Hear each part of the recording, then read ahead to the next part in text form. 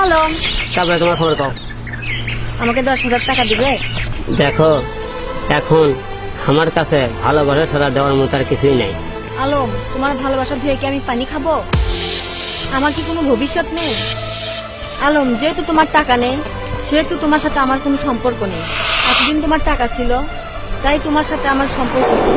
আজ তোমার টাকা নেই, তুমি আজ থেকে আমার সাথে যোগাযোগ করার চেষ্টা করবে না। তাই আমি তোমাকে ঘৃণা করি। এই, এটা কি তুই কি করলি? আমি তোর জন্য কি না করছি? তোর যখন যে আবদার সব আমি পূরণ করে দিয়েছি। তোর ভালোবাসার কারণে আজ আমি নিঃস্ব হয়ে গেছি, তবু তোর ভালোবাসা পেলাম না।